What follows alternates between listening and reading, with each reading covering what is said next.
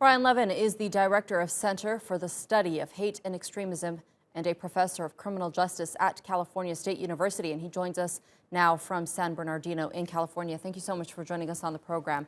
Now, a lot of people are comparing what's happening in America right now to the Rodney King riots that took place in Los Angeles. And that was almost 30 years ago.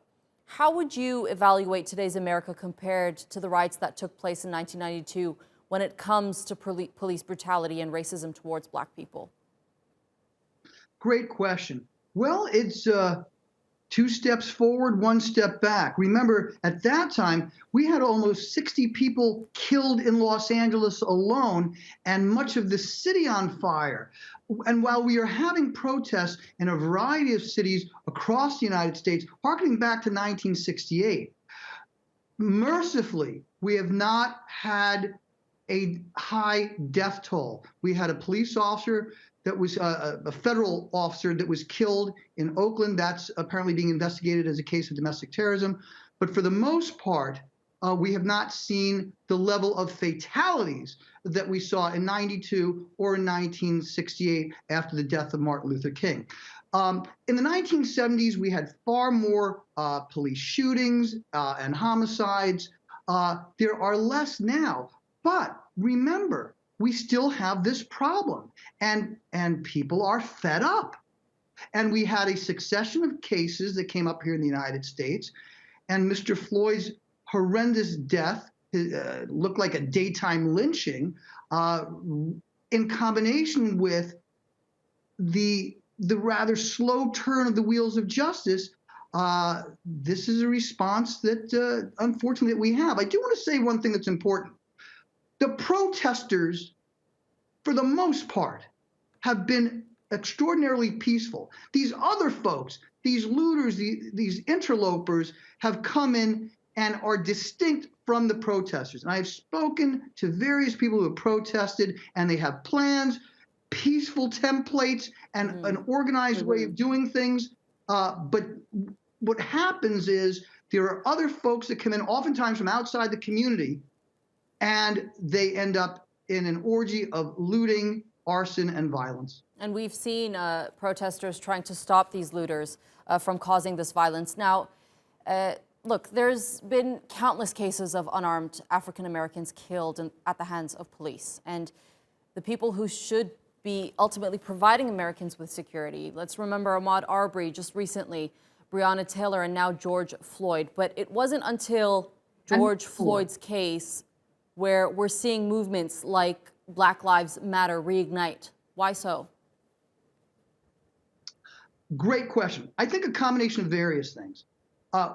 We put out a conflict advisory back in mid-April, and one of the things that we talked about was First Amendment exercises, that is, these protests that have been occurring in various ways before the particular ones that are hitting this week.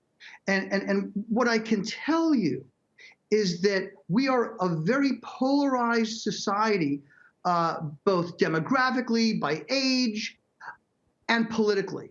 But I can tell you also that the revulsion of this murder has struck a chord not only with our African American friends, families, and neighbors, but with much of white America as well. And you can see in many of these cities, many of the protesters are not people of color. Now, what do you make of Trump's handling of these protests and the way he has phrased things? Abysmal. When the president uses code words, saying shoot looters or putting dogs on protesters, this harkens back to the worst era with respect to modern times of segregation and police brutality that existed in these cities at a time when we were just coming out of the last vestiges of overt segregation. We still have so much more to accomplish. We have many more Black people proportionally killed in encounters with police than white people. African Americans are 13% of the population, yet 27% of the hate crime targets. They've also suffered grievously from this pandemic.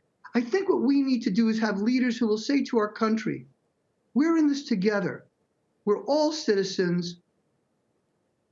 I have empathy and care for our citizens, and we're going to work together to solve this. We have not heard this from many of our political leaders other than people like the Reverend Dr. Barber or John Lewis. And what we need is more statements by celebrities and political leaders to say, anger, grief, yes, that's acceptable, but violence tarnishes any cause that it is associated with. And that's why I really do think that we have to distinguish the majority of folks who are peaceful protesters who have something to say and mourn and grieve versus these opportunists who are sometimes just plain looters or people on the fringes of the ideological spectrum. All right, Brian Levin, thank you so much for giving us that analysis. Thank you.